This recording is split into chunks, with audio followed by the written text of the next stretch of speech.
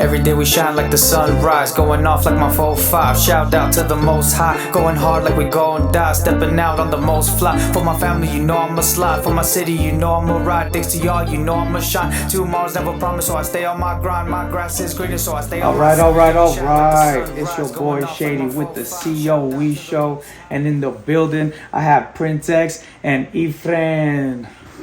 Make some fucking noise. So what's up, man? How you guys doing today? Unbelievable, man. Life's beautiful. That's right, man. So tell us a little bit about yourself, Efren. I'm just a normal guy that likes to think that he wants to inspire and motivate and push people to be better, do better, and be the best of the selves they could be, I do come from a background that wasn't as clear cut as most people. I was involved in negativity, but I've changed all that up, and now it's all positive. It's all pushing people forward. It's all trying to show people that there's another way than to be employees or to be just a normal 9-to-5 type of cat, So what you're saying is you have a new champion mindset. Exactly. The thing is that... Did you just coin that, or is that like a thing? I just made that up. Okay. Yeah. So, there's a difference between being broke and being poor. Being broke means that you're financially, you don't have any money. But being poor, that's your mindset, And before, I used to have a poor mindset where I was full of negativity. I used to admire people that were doing negative stuff to make money. When I had so many examples of men that were doing great things and helping people and becoming successful, but I idolized this other crowd that was negative, hurting our people. And when you grow up in an area where everybody that's driving the nice cars, that has the jewelry, that has the money, that has everything that you want, yet they're not getting it the right way, you start thinking that that's the only way that's out there. You know what I mean? So I got busted years back for selling dope, obviously, and a lot of people continue doing it, but then I thought about it and I was like, is this what I want the rest of my life to be? Do I want to be that type of person that's just hurting my people, that's being negative, that's being contradictory to everything that I preach? And then also, I don't know if I ever told you guys, but I had a dream that I was playing cards with a gentleman, and we were in the middle of nowhere, and in my dream, it ended up being the devil. And homeboy told me, and I started telling him, why are you in my dream, man? I believe in God and shit, And he told me, yeah, you believe in him, but you work for me. And I was like, bullshit, And he was like, oh yeah, well, look how many souls you've already given to me. And when he waved his hand like this, I could see all kinds of people that, I deal with, that I mess with. Not all of them are clients, some of them are my friends. Wow. And the way I looked at it is I'm manipulating them to be bad because they're seeing me, they look up to me. And it's like, dude, you're fucking right. And ever since then, I decided that I'll never sell dope again. I'll never do anything like that again. If that's what people are doing, that's what they're doing. I don't hate on anybody's hustle. Only thing is that freeing me myself, I decided that I never do that again. I want to inspire people to do good things, to inspire our children and children's children to be bosses. Everybody says they want to be a boss. But being a boss doesn't mean that you're making easy money. Being a boss means that you fucking work your ass off, you hustle, and you got everything that you deserve, and now you're showing others how to do the same. Does that make any sense? Yeah, the right way. Exactly. As for me, I tell people, there's nothing wrong with having a full-time job. If you think about it, that's 8-10 hours a day. You still have so many more hours left in the day where you could hustle, you could do something, you could create. Like yourself, that's why, you motivate me so much. I see how much work you put in your full-time job, plus all your endeavors that you do on the side, and how much effort and how much work ethic you show. It's inspiring, and sometimes it makes me feel like, damn, you're lacking. And I'm not gonna lie, there's a saying that says you can't complain about the things you didn't get for the work that you didn't put in. You know what I'm saying? Yeah. Like there's people that go to the gym every day and they put in a lazy ass workout, then afterwards cheat themselves. yeah, then later on they go eat a fucking double or 4x4 in and out, and they wonder like, damn, how come I haven't lost any weight? And they say, well, okay, you're hurting yourself. You know what I mean? I do that a lot to myself, I used to do that a lot to myself, and I think it's because some people that come from the background that I came from, they become a little bit, how can I put it? Complacent? Not only complacent, but they start feeling bad that they succeeded while so many others failed. Like, you know, I have so many friends that passed away, so many friends that are doing life in prison, so many friends that didn't have the opportunity to level up, where sometimes I feel guilty that I'm still out here because we were all doing the same crap, you know what I'm saying? And it's like, why did God choose me not to die, not to do life in prison, not to have my life ruined? And, you know, sometimes you sabotage yourself because you see yourself leveling up, and it scares you because you're going to leave all your buddies, you're going to leave all your loved ones, you're going to leave people behind in your mind. But the thing is, you're not leaving them behind. You're inspiring, you're motivating, you're pushing the bar up. Like Snoop Dogg said, when you guys start off, you know, you're all in the same level, you're in high school, you know, you're partying, you're gangbanging, you're doing all that crap, so you're all on the same level. Then you start moving up, and your homies start looking at you different. They start like, oh, he thinks he's better than me, he's this and that, he's da-da-da-da-da. But the thing is, I'm not. I'm trying to make it so that we could all make it out, you know what I mean? Like, you support me a little bit so that I could make it out, then I could give you a hand up. We could all make it out this bitch, you know what I mean? But they don't look at it like that. They look at it like, oh, now he thinks he's this and that. And that's not what it's all about. So the thing is, it's up to you to bring your level down and be back to where they're at. So you're comfortable and complacent. Or you could be up here and be like, look, bro, I love you. I want you to be with me. But till you level up, I can't be around you because you're bringing me down. And if you bring me down, it's not only bringing me down, it's bringing down everybody that I'm trying to come up with. Everybody that I'm trying to push up. Does that make sense? Makes a lot of sense. So by you staying at your level, now you're challenging them to level up. Because they know that in their mind, to be around you, they have to be at a higher level, a higher frequency to, you know, I hate to put it like this, but to earn your time. Because time is expensive, and it's the only thing that we can never get back. And like they say, if you surround yourself with 5 or 6 negative people, you're going to be the next one. You got to make sure that you surround yourself with people that are hustling, people that are grinding, people that are at the same frequency that you're in, or else you lose it. Like the monks, when they like prayer shit, you know how they're like, and they're like, it's because they believe that life is a frequency. So when you allow negativity to get in your life, your frequency gets ruined, and you know you start your downfall. And that's what it's all about, man. It's all about keeping positive, keeping negativity away. Yeah, that's good, man. That was a freaking good intro. Man, Adrian, Prince X, tell us a little about yourself, bro. So, I kind of nervous. I really don't do this often. That's what she said. Yeah, I mean, the last time I was sitting on the black couch, you know, like this, it was a little different. So, I remember. Not as good. Yeah, I'm Prince X. I work at the Home Depot. I've been there about 4 years now. That's pretty much all that I do. Every now and then on the weekends, I would like to go and help out the Salvation Army. I take food out of people's hands who don't need it, and then give it to...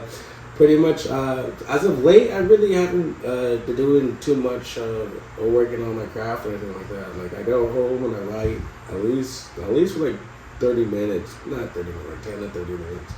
I try, but like, I don't know, my mind's been kind of all over the place with everything that's going on.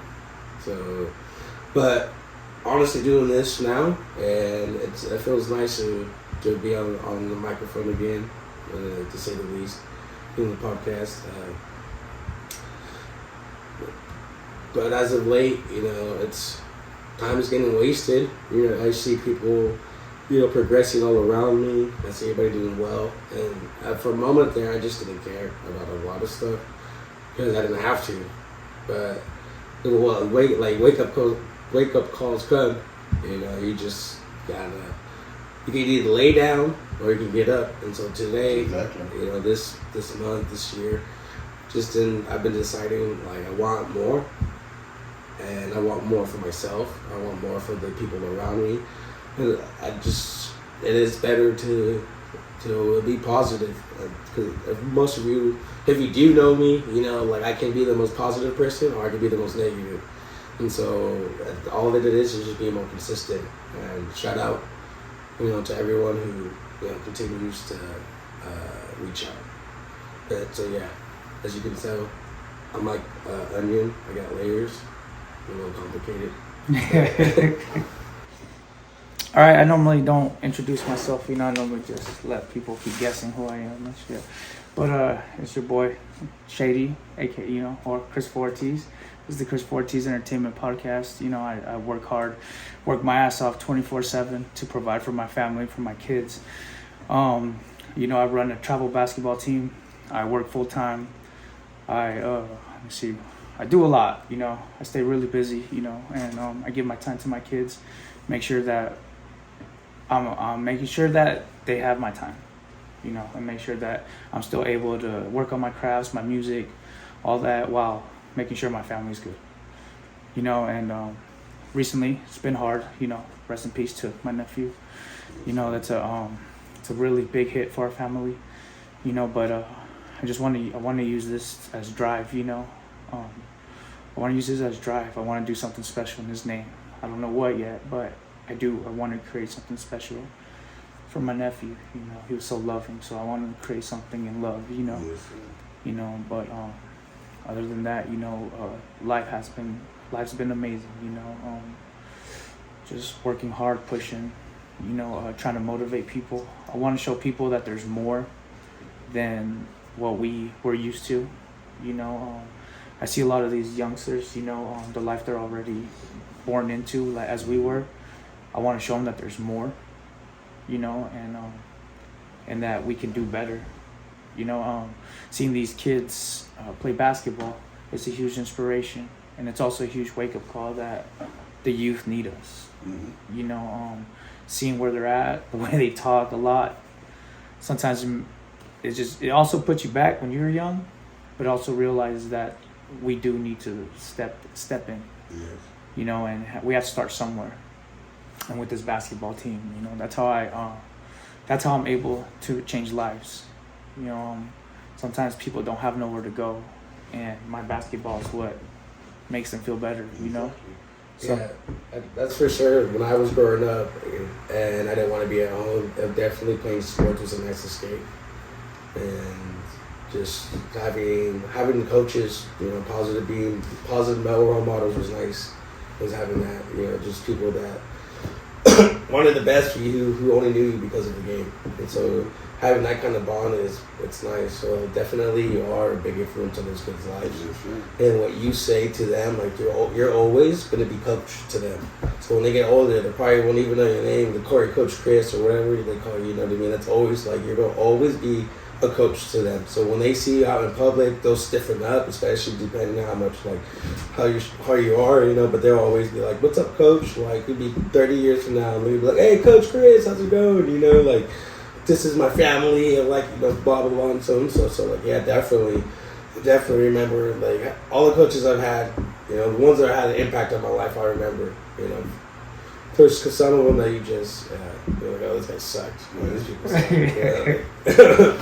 And speaking as a player and a coach, I mean, you do have a profound, how could I put it, influence on these players I remember some of the coaches that I had, they were so negative and so like put you down where you're like, well, fuck this guy, I don't even want to try, you know what I mean? And then when I started coaching, I remembered that. And I remember the first time I coached, I was coaching an 8 and under team. And I'm like, okay, girls, these team thinks they're going to beat you guys. We're going to go out there and we're going to beat them. And I turn around and they're all crying and shit. I'm like, what the hell did I do wrong? And my sister's like, no, bro, you know, they're little girls. You got to talk to them different. You got to show them, you know, love. And then I started thinking, well, that doesn't only translate to females. Like if you treat males and show them that you care about them, show them that you'll do whatever you can for them, they'll die for you. They'll push themselves to the limit for you. And that's what I learned. We had a saying, happy girls play hard softball. And you know, once these girls realize that you really do care about them, that you really do want the best for them, not only in sports but in life, because sports actually show you a lot of dedication, they show you a lot of things that you're gonna need in life to succeed. Like one of my biggest influences was Jimmy Roybal, and he was, you know, my boxing coach. And he would always tell me everything in life, Efren, is 90% body, 10% brain, son. He would just work on it. He goes, keep going. And you know, just all the little things that he would say to me, you know, just would motivate you. And the thing that with him is every time that he would see you, didn't matter who you were, he was like, come on, champ. And that would put it in your head like, yes, I am a champ, you know what I mean? So when you treat somebody like that and you put it in their mind, you're a champ. They believe that shit. But if you're always telling them like, oh man, come on, you gotta play better, this guy's better than you, and they got it in their head like, damn, I suck. You know, so you always gotta watch what you say to people, what you do with people. I know that I did make some mistakes in my early career because I didn't know any better. I mean, I came from the streets. I knew like how to talk to the homies. Like, hey, dog, go do that shit. Like, go play. You know what I mean? So I had to switch my whole mindset around. It's just like with business, bro. You have to switch your mindset around from the guys and the way it is in the streets into the boardroom, into like the stocks, into all this and that, to the way people in the real world speak and act. And then you start realizing, oh damn, you know, they judge the underworld for being the way they are, but in reality, I've met more sneaky people, more evil people, and more corrupt people in the business side of things than I did on the streets. Does that make any sense? Because the streets, you already know what they're doing. That whole lifestyle sneaky. Mm-hmm. Yeah, they're supposed to be professional, regular people. Instead, they're doing a lot of crime themselves. You know, committing what do they call it, white collar crime. You know. Mm-hmm. So that's why you always gotta watch yourself. You gotta watch who you trust, watch who you follow, and you know that's why. Like for myself, brother, I never felt like I would have an opportunity, like I would have the option of leveling up and trying something different that wasn't drug related, if that makes any sense. Yeah. I was a felon. I had on my record possession of drugs, accused of like attempted murder charges and shit like that. So in reality, a lot of accused. I didn't do it. You didn't do it. But a lot of people, like, you know, they would not hire somebody like that. You know what I'm saying? And I found this company, or by chance, you know, my ex-wife knew a guy that was in the business, and you know, introduced me to the business that I'm in, which is, you know, the life insurance and investment business. And this little company that a lot of people hate on, which is Primerica, gave me an opportunity, man. They see me, they didn't care where I came from. They cared about who I am now, what I'm trying to accomplish, and how much work I want to put in.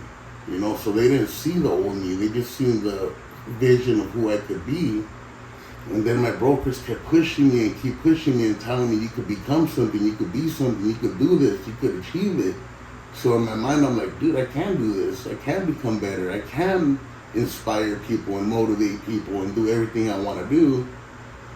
It's just I gotta put in my time. I gotta put in the work. I gotta hustle, and I gotta show these people that it's real. You know what I mean?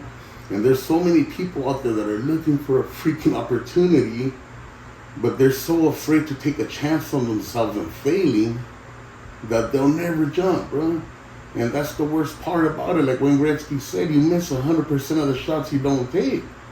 I'd rather take a shot at an opportunity and fail and know that I gave it my all and tried to succeed, or actually not tried, did my best to succeed because trying is lying, than to sit on my ass and be like, no, I'm not going to try that because I'm afraid to fail. Well, guess what? You already fucking failed. Failing right there with that mindset. But you already failed, you know what I'm saying? That's why we got to stop giving away those participation trophies. Those are not good, guys. If you ain't first, you're last. All right, Ricky Bobby. So what's the, since we're bringing up life insurance, what's the most important thing to you about life insurance? Well, see, the most important thing, man, is to me, it's in reality inspiring us minorities, brother. And I'm not saying just our people, I'm saying all people, because we criticize the white man a lot, but they have a little thing called putting your ducks in a row, and we never do that, brother. When you see people doing car washes, when you see people doing whatever kind of fundraiser to bury a loved one, or when you see families in financial hardship because they lost a loved one, because it's not just about burying them, it's about surviving. Think about how many women that are what do you call it, stay-at-home moms that lose the husband that was the breadwinner. Now they got to go into a market that they have no experience in. So they got to get a job making minimum wage, where their husband got them used to a lifestyle where they're not going to be able to afford now. Right. See, so if you invest in something like life insurance and then you show them the money I'm going to give you, you're going to invest into annuities, into investments, so that you continue getting money from the money that we got. Then that's how, the term old money becomes a factor. You live off of the interest and you keep the money that you have for generations to come. You see what I mean? Yeah. And people don't see that, and then people, a lot of people don't understand how life insurances work. Okay? And basically, there's 4 different types of life insurances that are sold in the United States today. The first one is called AD&D, which is called accidental death and dismemberment, right? And they'll give you a policy, like $1 million policy for like $13, because they know the actual possibility of them paying out is slim to none. Only 4% of the population die in an accident. And then not only that, but let's say you're speeding. Now they're going to say you didn't die of an accident, you died of negligence because you were breaking the law speeding. So there's always ways that they're going to try to figure out how not to pay. So yes, I'm going to take your $13 because I'm never going to give you anything back. And then there's group insurances like the kind you get at work. But a lot of those insurances are free and they're AD&D anyways. And they're only doing it because they get a tax break, And people are like, oh, I'm insured to work, but they don't understand that it's AD&D, so you have to die in an accident. And not only that, but what if you quit, get fired, retire, or you're no longer in that position? Now you're no longer covered. What if you're working for a company 20 years, you get let go, and now you have some kind of health issue that gets you where you can't get covered, but you trusted this, group insurance, now you're asked out. You see what I mean? And they do have term insurances for group. I do understand that. But like I said, once you're not in the job no more, you're no longer part of the group. You're no longer covered. Unless you want to pay like triple what you're paying now. And then there's another one which, in theory, it's great. You know what I mean? They tell you, oh, you're going to have a life insurance with a savings account. So to everybody's like, oh, hell yeah, I'm going to pay a life insurance and, I'm going to have a savings after that, da-da-da-da-da. But what they don't tell you, it's an annual renewable term. So every year your life insurance policy's premium goes up. Okay? So let's say they're telling you 50 is going to go in towards your life insurance, 50 is going toward your savings, okay? A couple years pass by, now let's say it's $60 for your life insurance and only 40 is going to your savings. A couple more years, now it's 70 and 30. A couple more years, it's 100 and 0. A couple more years now, it's like 150 and minus 50. And they don't call you and be like, hey, Mr. Client, your insurance is a little bit more, we're going to charge you more. What they start doing is start draining your savings account. So when you reach a certain age, you're thinking, I have this nest egg that my agent promised me, but it already ate itself up. Wow. You know, so that's pretty horrible. And then people talk stuff about, like, people like us that sell term, because they're like, oh yeah, well, that policy's going to end. Well, see, my main goal in life isn't to have you insured for the rest of your life. My main goal in life is to have you insured long enough and teach you how to invest your money, so we're in 20, 30 years from now when your term's up, you have already $200,000 saved up and you don't need me anymore. What kind of a company tells you, I want to help you so that you don't have to have my product forever? Does that make any sense? And even if you do, our company is one of the only ones that you're automatically medically qualified. You know, when your term's up, you automatically qualify for another one. You know, no medical stuff, you know. So to me, it is very imperative to invest into a life insurance, know how they work, and then also invest in annuities and, you know, silver and gold, even though that's not what we preach, but that's what I believe in. And, you know, just put your money where it's going to work for you. That way your money's working for you. You're not just working for your money, if that makes any sense. Yeah. Yeah, and it's just, you know, when I got recruited into the business, I was like, come on, nobody's going to buy life insurance off this bald-headed cholo vato, you know what I mean? But once I seen the importance of it, and I started seeing, like, man, my community doesn't have this, my community needs this, I started changing my ways because I want to help my community, I want to help my people, I want to help, like I said, all the minorities. And it's a crazy thing. Like, a lot of people come from Mexico, and you know, they come here and they become citizens and they work their butt off and never really invest in, like, life insurance and stuff like that. And then they'll go to Mexico and they'll party and get the landa and, you know, I mean, have a great time and pretty much humiliate the people where they grew up at, because they're like, look at me, I'm a big baller and you guys ain't, you know, guys didn't got nothing. But then when they pass away, they didn't invest, they didn't do nothing with their money. And now they're asking these same people, like, can you guys donate money to bury my loved one? You know, there's a show that I listen to a lot. It's called the Charro Azteca program, podcast. And they have a saying, our parents didn't come this far for us to just come this far. I mean, think about the sacrifices that our parents made to get to this country. I know my mom's departed too. Was it twice? Mm-hmm. No, but think about it, bro. Right now, Christopher, if I came to you and said, you know what, the economy isn't that great here in America. It's faltering. You might not be able to give your family the greatest lifestyle.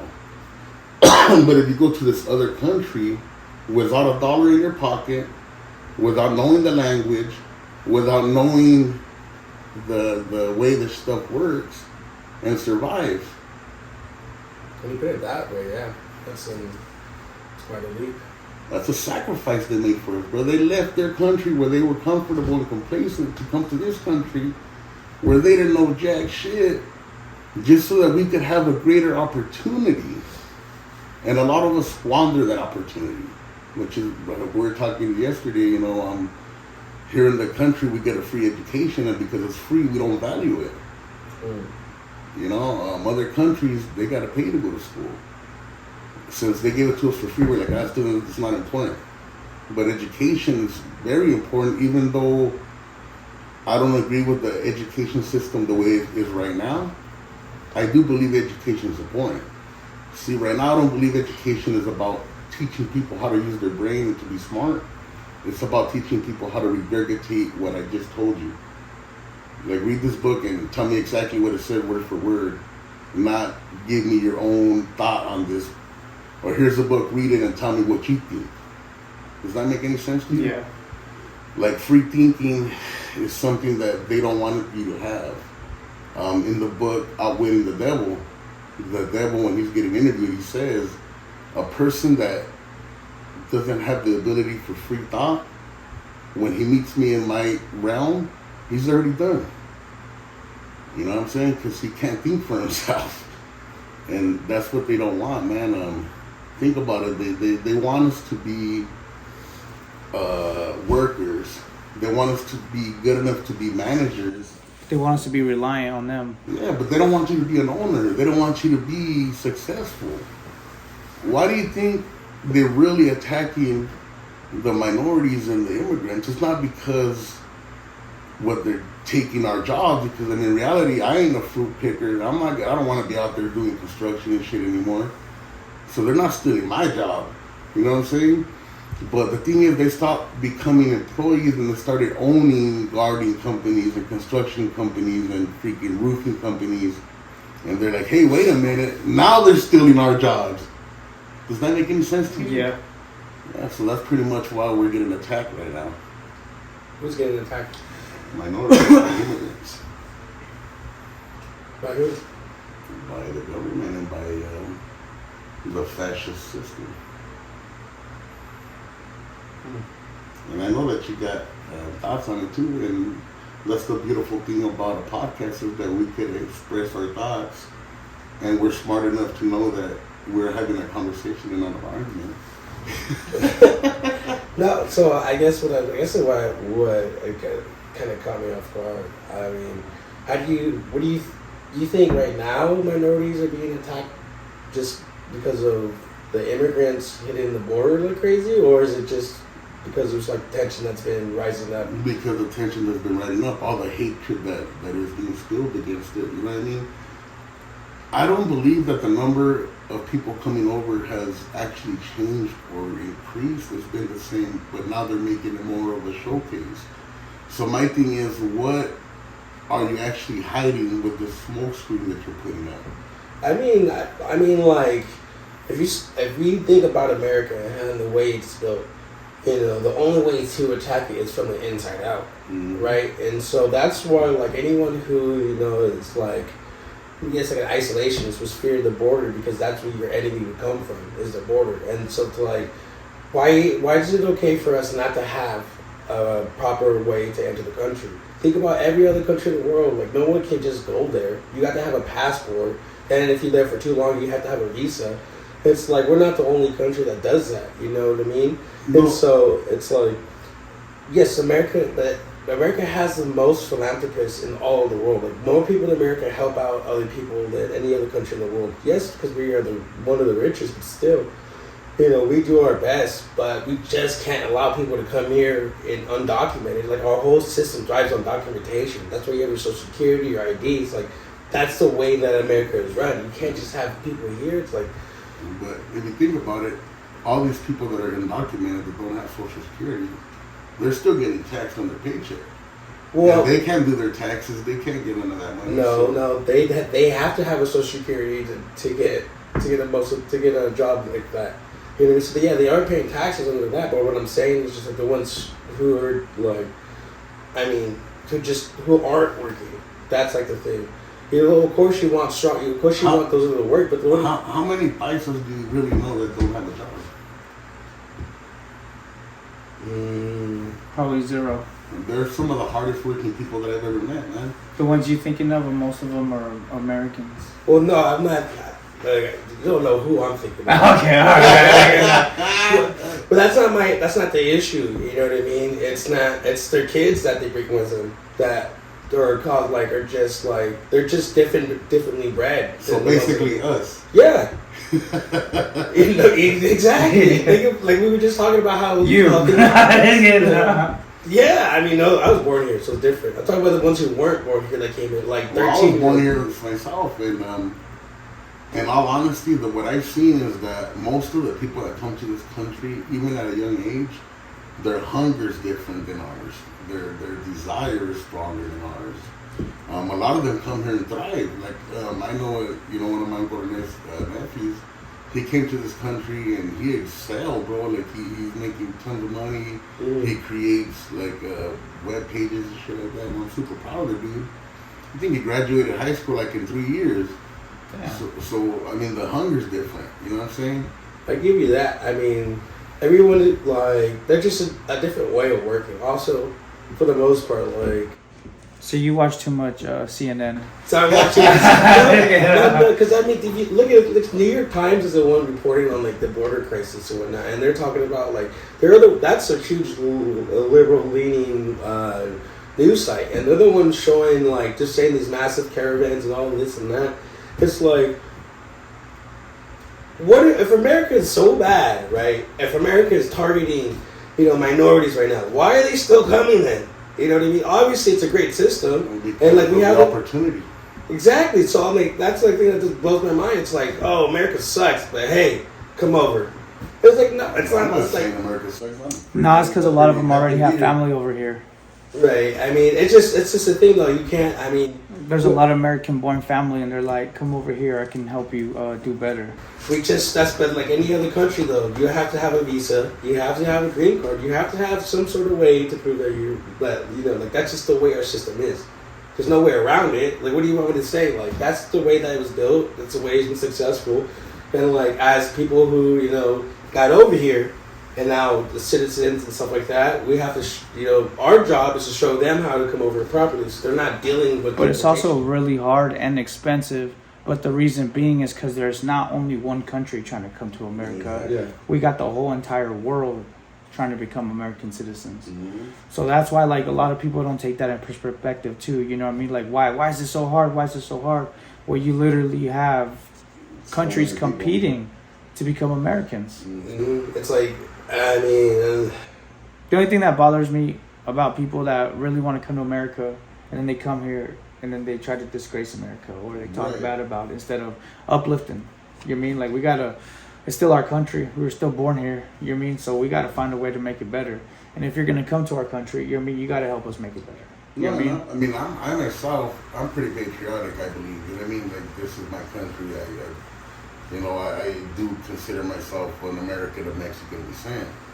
I don't, just consider myself a Mexican because, all right, I'm Mexican by, how can I put it, ancestry, heritage. But in reality, there's only one race, and that's the human race. So does that makes any sense? And another thing is that we are the real Americans anyways. But we're Native Americans, you know what I'm saying? Like, a lot of people say that they're patriotic, but I'm a Native American. My people come from this place, you know what I mean? Mexico's still America, and this is to be all part of Mexico. So for people to say that we don't belong here, we're the real Native Americans.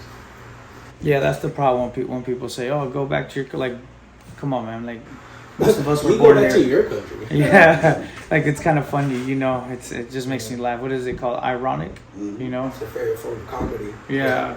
But like I'm saying, I don't hate on people. I don't have any ill will towards people. I just do believe that we as a people got to see each other more as brother and sister than as somebody that's different. You know what I mean? Like I said, there's only one race, which is the human race, who we're all a part of. And until we start seeing each other as such, they're always going to play us against each other. They're always going to make you dislike this group of people because they're different than you are. They're going to want, but the reason that they want... It's really just money against the rest. Yeah, and that's what it really is. But the people with money want you to believe that, the Asian Americans are hated by the Americans, that, the Mexicans hate the Afro-Americans, that the whites and Mexicans, everybody But when they're hates each actually other. in bed with all of them. You know what I'm saying? In reality, I mean, it should have started as like in school, like as for Americans, we all should have been taught like 3 to 4 languages to start off the bat because of the way that we are a melting pot of different cultures. It's like instead we were like, the idea of America is that we made it great, right? We had this idea that we're on top of the world. We don't need to further our state, like we don't need to better educate ourselves to be more affluent with other countries. We're just like, you gotta do what we say. In reality, things are not working out that way no more. Other countries are starting to rise up. Other cultures are starting to rise up. We like, so it's like instead of us being at an advantage because we had the tools, to better educate ourselves, we were stuck in these stupid social wars. You know what I mean? Like civil rights, like honestly, why did it take so long for us to get to the point that we're at now? The fact that now we have the opportunity to do basically what we want with no hindrance because of the way we live, the sexual orientation. But it's like now they go overboard. But in reality, like, what if we just would start with the kids, teach them multiple languages, teach them like just to, that way they would be at an advantage, right? Not just the smart kids get to learn these things, like, and then that would create like you have more of an attachment to other people as well, just by not even knowing them. And so like, yeah, I can, because you know how it is when you're somewhere and you can't speak the language, and somebody speaks your language, you feel immediately comfortable. Hey! Yeah, you're like, thank God, thank you. You know, playing, bro. When I lived in Hawaii, I would go like a year or something without hearing anybody speak Spanish. Yeah. So when I'd be at the store and I hear somebody speaking Spanish, I'd be like stupid, like, you're over there by the fruit, I'm gonna go buy some fruit, sit next to you and then say some Spanish shit so that you know I speak Spanish too. Hey, yeah, we're not friends. You know? So you're right. And that piggybacks to what I'm saying about education. We're stuck doing what was done in the 60s and shit, 50s, where now it's more a global economy. So we got to teach our kids how to not only excel in this, but how to communicate with others. You know, I believe they should learn how to speak like Chinese, Arabic, and other languages. the two hardest languages. Well, the thing is that it's a global economy. Yeah, Mandarin's the #1 spoken language in the world. Sorry to pause this podcast, but quick fact check. English is the #1 spoken language in the world. Mandarin is #2. All right, thank you for listening. Back to the show. Teach these kids how to survive in an economy that's going to change. Like, think about it, son. Back in the day, everything was done by railroad track, okay? And these companies were so powerful, yet they chose not to adapt. When they could have started buying ships, they could have started buying semis, they could have started doing different stuff. They just said, no, we're trains. And now they're, not as powerful because there's so much other options, there's so much. They didn't adapt with the way the world was turning. Right. And that's what we're doing as a country. We're not adapting to the way the world is turning, the way the world is one world economy. It's a world economy. We got to learn how to work with everything. That one world economy is like what the conspiracy theories were talking about since not became popular in 2011. All right, Mr. NWO. In 2008, you look it up on YouTube. That's when all the conspiracies started. Like, someone told me, like, 2000, like, they said it nonchalantly, but yeah, it was like 2008. It's like, all of a sudden, there was like Illuminati this, New World Order's coming. It's like, New World Order's been here, player. Yeah. But, I mean, like, that's like a weird feeling, like, you don't want a global economy, but then I kept thinking about it, I was like, why not? You know what I mean? I'm like, why was that such a bad thing to have a one world government? Like, I'm trying to think because about it controls more, it gets more control over the people in power. See, so one world, they're going to want one way of doing things. Mm-hmm. That means that's going to be one owner. That means that's going to be have one, you know what I mean? But that's not, no, but like, that's like, but that's what you're saying though. Well, I'm not talking about a one world government. I'm talking about it's a global economy. It's like you as an American have to know how to do business with other countries because that's the way business is being done now. Does that make sense? Like, well, in a different spectrum, it's always been done like that, you know? Right? Well, yes, but now it's at a greater... now it's easy access. Now you have to actually show... but for the most good businessmen, I've always showed the respect to where they're at. So it's just like that's for certain, right? I mean, I don't know any. Just kidding. But like... so yeah... Basically, I think what you're trying to say is that like the rest of the world has caught up to America, and we can no longer just get off by saying we're American. We actually have to bring something to the table. Yeah, exactly. So we got to show our children how to compete in this changing landscape, so that we do not become lackadaisical and how could I put it? So old way of doing things that no longer exist, you know? Because the first time when I got schooled by someone from like when I went back to Mexico, and I'm thinking like, oh, we're American, we're so much smarter, blah blah blah. And then the first time I got schooled, I was like, what? Like, oh, so like it was like immediately I was like, oh shoot, like I'm not at an advantage. Like that's the arrogant thinking. Like that's why I thought. I was like, oh, just because they're from Mexico, poor, they don't know anything. Yeah, I'm way smarter. Yeah, and they were like, I'm like, the fuck? I'm like, I want to have a phone at the time. They're all I was like, oh snap, So, but then but when if you remember going back to Mexico, they would say, don't worry, if you're nice, watch what you say, because now I go back and they're wearing nicer clothes than us. It's like they have their smartphones. It's like what tripped me out the most is when we went to Puerto Vallarta from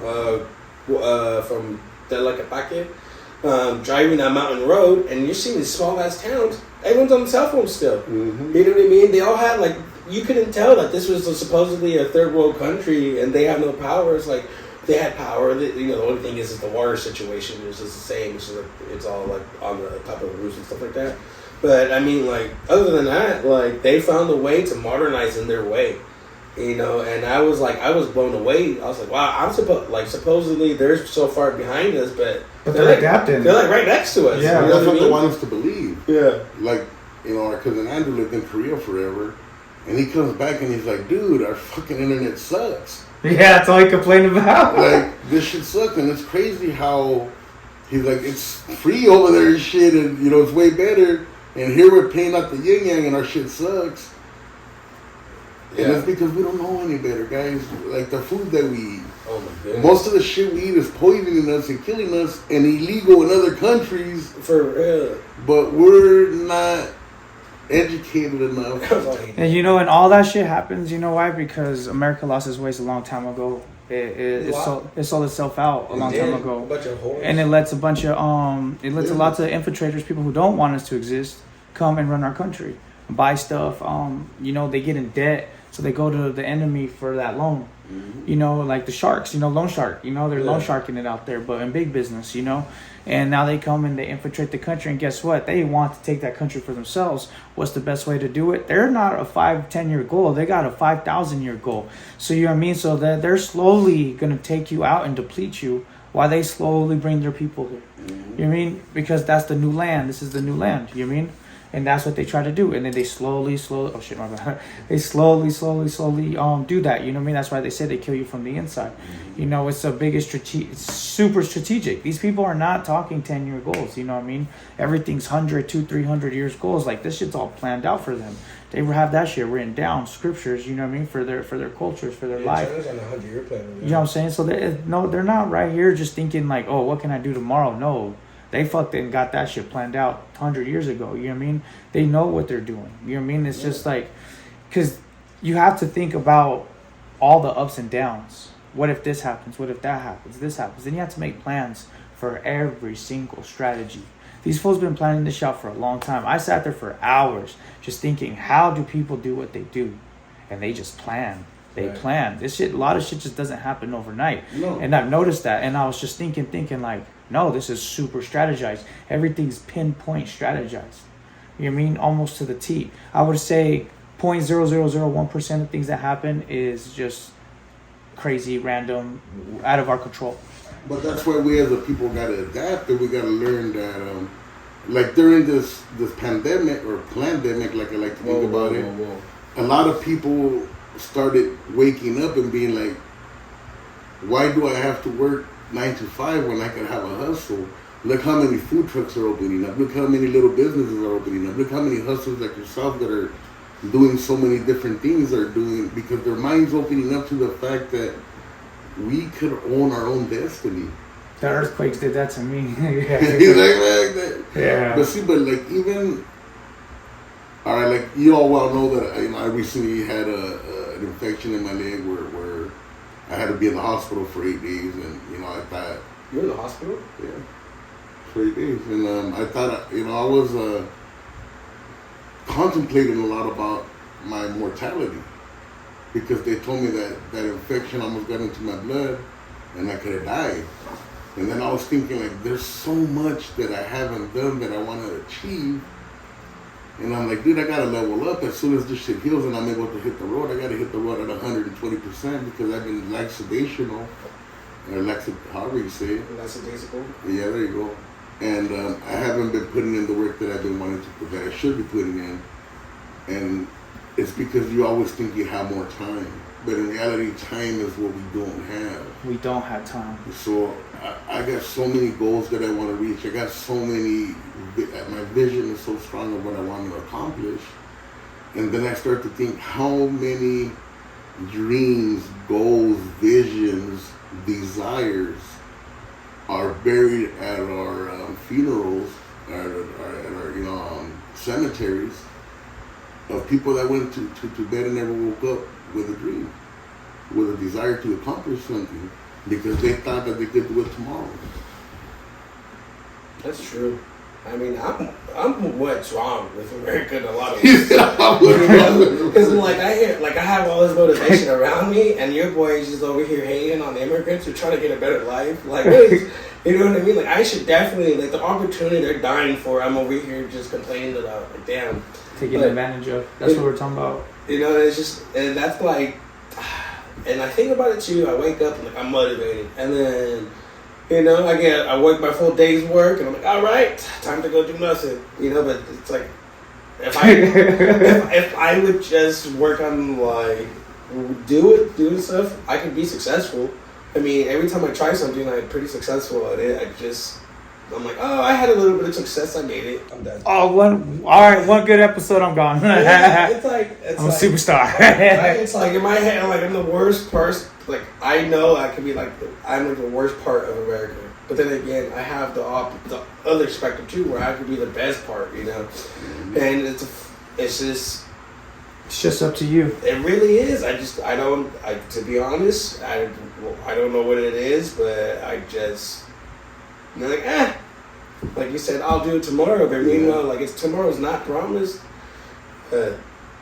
Even after all this is said and done, I know what I want to do versus what I don't want to do, and end up doing what I don't want to do. You know, that's basically my life. It's like, oh, I should do this, but I'm gonna do this, even though I don't want to do it, and the thing that I do want to do, I won't do. So, but the thing is that will never change until the day that you say, you know what, fuck, I'm over this. I'm going to stop doing the norm, and I'm going to get out of my comfort zone, because I know that in comfort, I'm never going to grow. That's true. I mean, like, I know, like, you guys know me, like, I can say the most profound things, but it's like... But are you living it? Yeah, it's a, you know, one of these days, I'm not going to be a hypocrite anymore. You know what I mean? One of these days, but... That's why I said I'm going to start doing, you mean? And if you hear me talking about it, it's because I'm doing it. Right. You know, that's it. You know, if you see me making moves, you see what I'm doing, it's because I'm doing it. You know, like, you hear me fucking putting my accomplishments up, it's because I'm proud of myself. Yeah. And I want to inspire you, but I'm also proud of myself. Because a lot of motherfuckers doubted me, you know what I mean? Yeah. A lot of people hated. A lot of people still do. You know, like, a lot of people act like they're proud at the beginning. But then they realize you're serious. Oh, you're still going? And they're like, oh shit. Then they look you up and you know you're popping up, and they're like, oh shit, this fool's really doing something. And then they start hating because they feel bad about themselves, because they're not taking any opportunities or any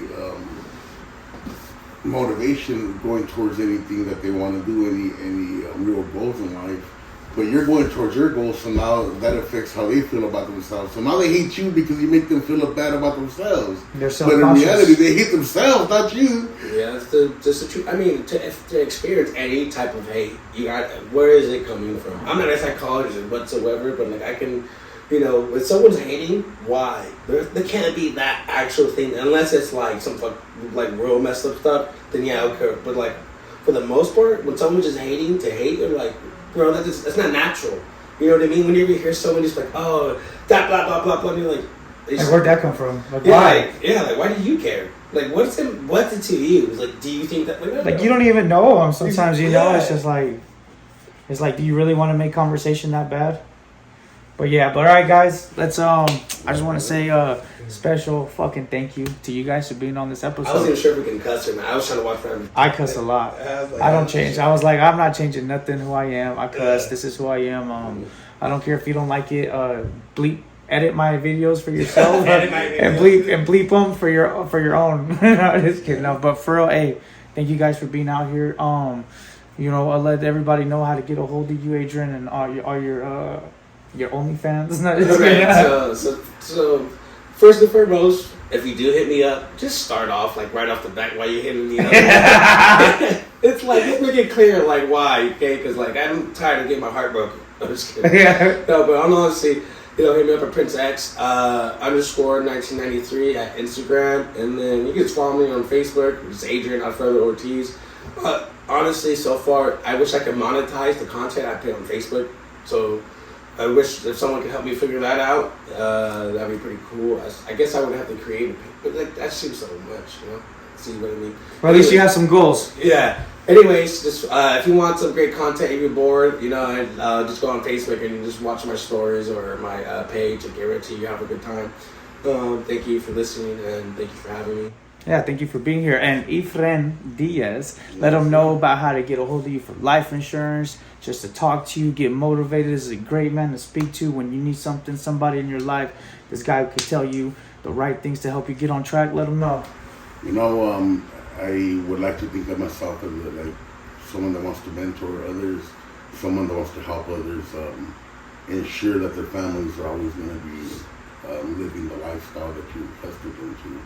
So if you want to learn more about life insurance investments and stuff like that, give me a call at 760-541-3416.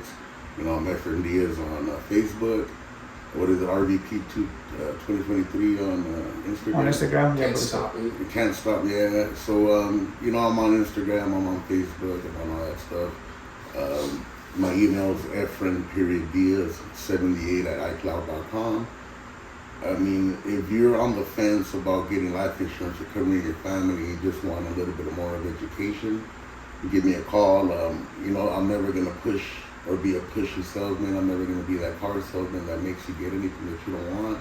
I simply want to educate, show you what I could offer you. And if it makes sense for you and if I could better your situation, then we're there. But I'll never, ever offer my services if I don't feel that I could better your situation. He even goes over your other life insurance policies with you. He does a lot. He's a great hands-on insurance man. Very hands-on. I personally have had hands-on experience with him. I am insured by Primerica, and let's just say that we're really happy with our life insurance and the way they run their programs. And then I'm also gonna bring back my podcast. It's called From Hood to Entrepreneur. I've been slacking a little bit, but I need to get back to it. I need to do what I want to do. I want to, like I said, I want to be a mentor. I want to be a motivator. I want to be an inspirer. So in order to be such, I got to put in way more work than I've been doing, because if people ain't telling you got to slow down, man, you're going to kill yourself, you're not doing enough. Let's get it then. I ain't doing enough then. I just kidding. My mom was trying to argue with me, but you do a lot. But you need to have a rest day. But I'm doing what I love to do. The thing where I think that's the only place that stresses me out is my actual job, and I love that job, but it's just the stresses that come with that job aren't the stresses that I want in my life. You feel me? But thank you guys all for tuning in. It's your boy Shady. Thank you guys for being here. Ortiz Entertainment, the C.O.E show. You can find me on all streaming platforms. Shady, Keep It Close. That's my #1 song popping off right now. Or Shady Move featuring Rogue Lucky. So go check it out. We got shit popping. Have a blessed day. Let's go. Let's get it.